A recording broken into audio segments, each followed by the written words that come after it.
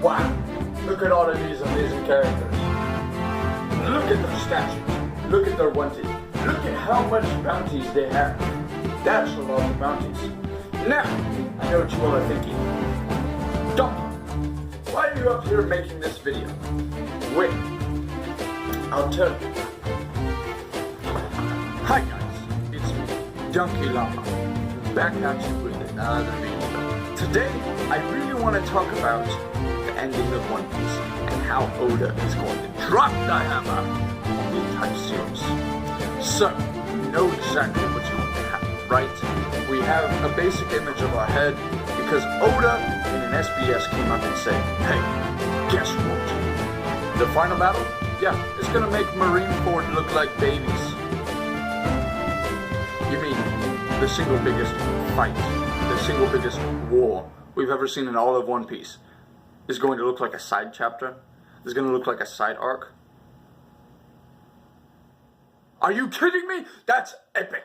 So, here's how I see it going down. Luffy and the gang arrive at Raftel, right? They get there, they get the One Piece, they're like, woo! But it's short-lived. Because guess who followed him to the One Piece? That sneaky bastard Blackbeard. He followed him all the way there. And he plans on taking the treasure for himself. Now teach Blackbeard, little does he know that Luffy has a giant armada behind him. And I see it going one way. I see a lot of old characters. Don Craig, Arlong, Kuro, Buggy. And all of the power that those four have, as well as Crocodile and the Revolutionary Army, siding with the Straw Hats. And I see I see the scene in my head that Blackbeard has amassed all of this power. He has a whole fleet with him. He has the Marines by his side, because the Marines is going to be either a third party or they're going to side with Blackbeard, right? Because they want to wipe out this kid who all of a sudden has all the power the world has to offer in his hands. So the Marines, Blackbeard, and Blackbeard's crew, along with some of the past warlords we've seen, are going to side with Blackbeard. But the previous enemies Luffy has defeated in one-on-one combat will actually side with Luffy. This includes Bellamy, Buggy, Crocodile, Arlong, Don Craig, Kuro. Those guys will side with Luffy. And if you go back into the East Blue, you might remember, hey, those guys were weak, right? They only had bounties of like 15 to 20 million berries. But you have to remember, the East Blue was also the weakest sea, right? They may have been underrated, right? Because they were earlier characters that Oda designed. Oda didn't intentionally, plan for bounties to go up all the way past 1 billion berries. And not only that, they didn't travel outside the East Blue. So it's hard to gauge your power level. Even so, those four were the top four in the East Blue. And I'm not talking about I know I mentioned Bellamy and Crocodile, but the other four, they were the biggest in the East Blue. And I talked about their power in previous videos, but I wanted to bring it up in another discussion that these guys were strong. Okay? If you want to put it in perspective, all four of those guys damaged Luffy when Luffy is at the power level as a 100 million berries. Okay, that's pretty good. They were able to damage him. And not only that, they were portrayed to be stronger than Luffy at the beginning of all those fights. Okay, so moving on a little bit past those four, because those four are powerful. Don't disclude them because they were earlier on. Oda's either going to do one of two things. He's going to bring them back as they were and explain it as I explained it. But that might be hard to drill into the fan base because we've seen very strong characters. So he'll give them a power buff. He'll make Don Craig have armament hockey all the way through. Same with Morgan. Morgan might come back. I forgot about Morgan. Morgan might come back and have armament hockey and observation. All four of them will, in fact. Okay? And they'll be powerful allies to the Straw Hats. Okay?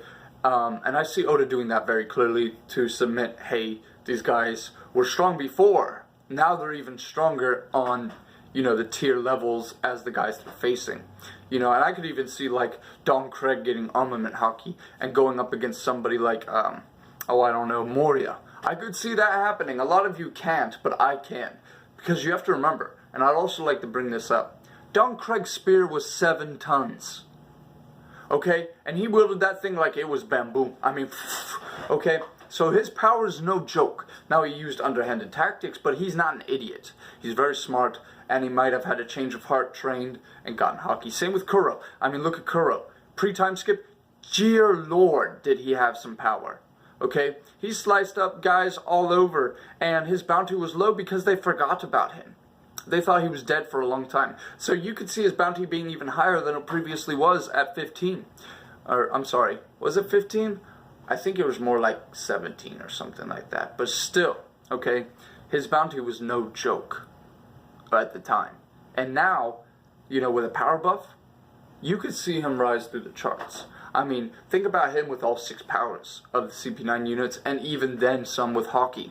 He would be unstoppable, right? He would be a great force to have on the side of the Straw Hats. Now, Buggy, we already know. Okay, Buggy's got a Devil Fruit. He can chop himself up and make himself into different parts. You know, if incorporated armament Haki, he would be an extremely dangerous foe. Okay, now pushing Buggy aside, you know, Morgan, obviously armament Haki. You know, observation, he would be a great fighter. I don't know that he would join Luffy's side. In fact, I think Oda's just forgetting about Morgan altogether. Now, as far as some other characters getting a power buff, let's talk Crocodile. Okay, Crocodile coming to Luffy's aid not only is a huge, huge symbol of power, it also cements in that, yeah, Luffy's got friends everywhere. And the Revolutionary Army, you've got Sabo, you've got Dragon, you've got all the commanders of the Revolutionary Army at Luffy's side. That's a huge power.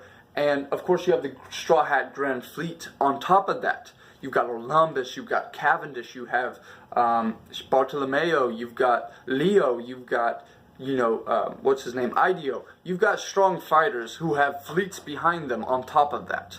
Okay?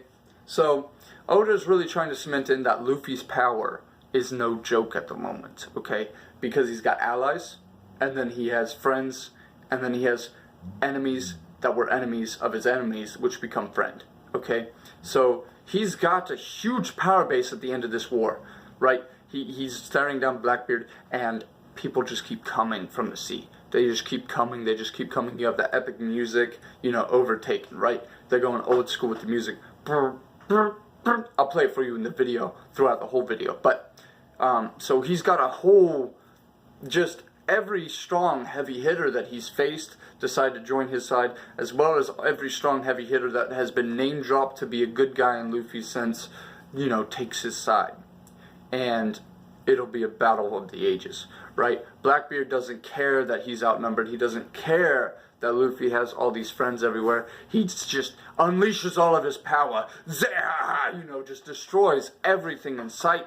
Doesn't matter, doesn't care. Luffy fights back with equal power, equal rage. Gear forth, knocks Blackbeard out. Cold, right? One hard boom. Blackbeard I don't see as the whole problem. I see Allied's forces, Blackbeard's forces, being the main problem. I see them coming into contact. I see them, Aokiji, Moria, you know, obviously, you know, Shiryu, I forget the other one's names. I mean, Wan Wolf, look at that dude. He's the size of a mountain, okay? And we've seen characters the size of a mountain. Wan Wolf towers over those guys. So, you have a lot of heavy hitters on Blackbeard's crew that are more dangerous than him, right? I mean, you're not supposed to underestimate Blackbeard because he is definitely Yonko power level. I mean, he gave Shanks scars and was the only person to do so. Not even Mihawk could scratch Shanks like, you know, Blackbeard did. So, to recap, it's going to be Luffy outnumbering Blackbeard, but Blackbeard showing up and showing what his crew can really do and taking out some of the bigger names on Luffy's side. And all of a sudden, it cements in, this is the final battle, this is what's going to happen. These big names were just taken out by Blackbeard's forces. He's strong. Luffy's going to be on the same level, if not a little bit lower, so it's going to be an underdog fight, just like Luffy versus Katakuri. It's going to be similar to that brawl, right? Now, I don't see it being much of a physical one. I see it more catering to the devil fruits that everybody has accumulated over time. And the Straw Hats will definitely get a major power buff, right? Right now in Wano, Luffy's going to get an armament Haki buff through the roof. I mean, it's going to just break the roof in two. But you're still going to have a struggle, right? Because Blackbeard may have gotten a power boost same as Luffy. And now they're going to go at it head to head, and it's going to be an amazing experience. You're going to have guys like Shiryu going up against guys like Zoro and just slicing everything in sight. And Shiryu has the power of the clear fruit, so he's going to go invisible and attack Zoro. Zoro's going to block, and with Zoro's pure observation Haki, he's going to slice. I can also see it going another way. I can see Zoro, using somebody else to see for him, right? I could see, let's say Tashigi and Smoker. Those guys, they may be Marines, same with Isho. They all may be Marines, but they'll join the side of the Straw Hats. Okay? So I could see like Zoro using Tashigi's observation Haki to see Shiryu. And she could point out attacks. That would be funny because Zoro has no sense of direction, but somehow he can follow Tashigi's directions and slice Shiryu. That'd be an epic scene. I think Sanji would go up against Lafitte. Or maybe Burgess, because Sanji is weird, right? He's not a big buff guy, but he's definitely a powerhouse. His destructive power, I would say, is even more than Zoro's, okay? And that's kind of the thing there. Zoro's more like clean assassination. He's clean in the fight. He is kind of like the martial artist that can end the fight in one punch. Sanji is a bit more flashy. He's a bit more quick, right? And he's a bit more powerful with his strikes. Now, that doesn't mean better by any means. Zoro's probably better, but Sanji's got more power to his attacks, okay? He can send a bitch flying faster than Zoro can, right? But Zoro can take out the dude faster than Sanji can. So, Sanji's definitely a powerhouse. I can see him going up against Burgess. Burgess using his elbow and Sanji kicking it back and then kicking Burgess in the face, and Burgess like, underestimating Sanji. And I think Burgess would be the first guy taken out in that fight. And Sanji would be the victor there, and Sanji would move on to a stronger opponent and get taken out. I really think Sanji would be the first of Luffy's crew to be defeated. And I would think he would go up against Katarina Devon to be defeated. Because what Oda likes to do is he likes to bring back the past and incorporate it into present. So in the future, he might take Katarina Devon and make her adjacent to the soap lady, Khalifa. Might make her adjacent to Khalifa in the way of defeating Sanji. So Katarina Devon may turn out of her fox form into a beautiful woman form and kill Sanji, or cap Sanji, or defeat Sanji right then and there, making the Straw Hats well aware that they are not the stronger ones. They do not have the upper hand in this fight. Just because they have more numbers, they're going to have to work harder, right? And so Sanji would be taken out first out of all the Straw Hats. I can see that, right? Because Sanji's power level is rivaling Zoro's in some cases. Like I said, he's more powerful. He's no doubt have more destructive capabilities than Zoro does. With his kicks, with Diablo Jambe, Spectre, right? Zoro can do flying slash attacks, whatever, but they're going to be clean. Sanji makes a huge shock, okay? And in some cases, I would rather be cut than kicked if we're talking power gauge, right? Sanji has the ability to basically split metal with his kicks. That's a big ordeal. Zoro, he's got the power to slash, okay? And cut through metal. So it's a difference in control versus power, and a lot of times in a fight, when you have too much power, you can be hurt even more, unintentionally. So, what I'm trying to say is Sanji's a perfect one to take out at the beginning of the fight, right? Let Sanji win a big victory and then take a heavy loss. And then that would showcase just how powerful the enemy really is. And then move on to some bigger fights. Maybe Zoro versus Shiryu then with Tashigi's help using observation and cutting Shiryu down, right? And Sanji does have his suit with invincibility, so a lot of people think it's going to be Shiryu versus Sanji. No thanks. And obviously then you're going to have some minor battles like Frankie and Brook, Chopper, Robin, Nami, taking out some of the riffraff or some of these heavy hitters that are riffraff compared to the heavy hitters we're seeing fight. Like I could see, you know, Frankie getting a power boost and taking on Edward Weevil in that final battle, maybe, because we saw Edward Weevil, you know, with burning flames around him, talking about how he took out someone. I forget who he took out, but it was a huge heavy hitter, and they're saying that he's the actual son of Whitebeard. I could see Edward Weevil, you know, taking out Frankie, or maybe Frankie even fighting Edward Weevil, and it's just an even battle to the end. I could see a lot of that going down. I could see Jinbei also joining in on that, or, you know, some of the other Straw Hats won't get as major a fight as we like, and if it is a major fight, it's going to be characters we don't see that often. It's going to be characters we really don't have a feeling towards one way or the other because we just haven't seen them enough. Oda hasn't had time to put them into that category, just like more so where we see Crocodile, more so where we see Blackbeard. You know, when we see those guys, we're like, whoa! You know, we lose our minds. We go ape. We're like, you know, we want to see more of them, right? But when we see guys like Edward Weevil, we're like, okay, what's he gonna do? You know, we're curious about that character, but they're not like prevalent in any way. So they make perfect fights for like guys like Frankie, Brook, Chopper, you know, to take out fairly easily. However, Edward Weevil was a bad example because he's a plot point, so he's a bad example. A good example would be somebody like, I don't know, let's say Juan Wolf. You know, he's obviously there, but Brook and Frankie could work together and probably do something about that.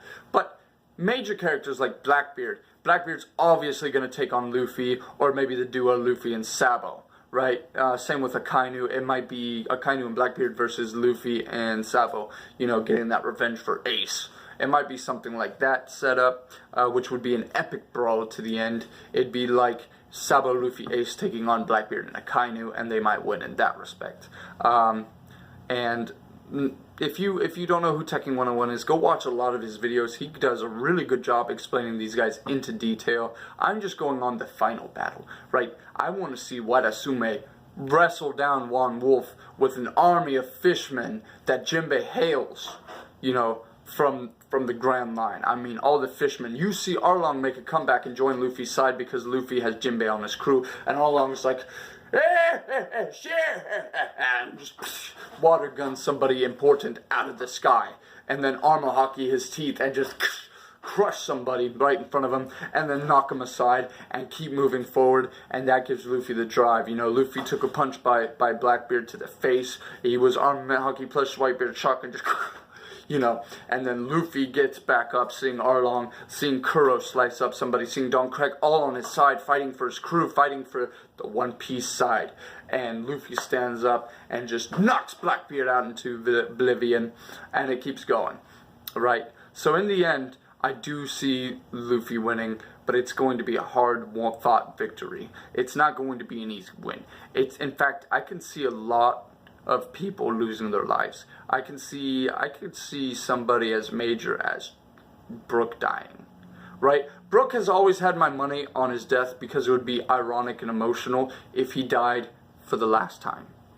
Okay, not a lot of people think that Jinbei is going to die. They thought they saw the death card on him. I don't know, right? I'm just simply stating what I think is going to happen, and I do think that possibly one of these guys on the crew is going to die. Could be Chopper, could be Usopp, but I really think it's going to be Brook. I think one of the crew has to die in the last battle. Now, let me know what you guys think. Let me know what you guys thought of my version of the Final War, you know, having past enemies join Luffy's crew, as well as the fleet, and maybe some of the Marines like Tashigi and Smoker and Isho joining Luffy's side. And most of the Marines take Blackbeard's side. Let me know what you guys think about that. If you guys really like the video and you like what I'm doing with this discussion series, go ahead and hit that subscribe button and the bell notifications. If you guys are new to my channel and this is the first time hearing of the Donkey Llama, I do a lot of anime discussions. I do a lot of challenge videos that don't mean anything at all. I do a lot of comedy sessions. So if you guys like me a lot, go ahead and hit that subscribe button. Love you all. Donkey Llama. Signing out. That was my Donkey Llama impression. I don't know.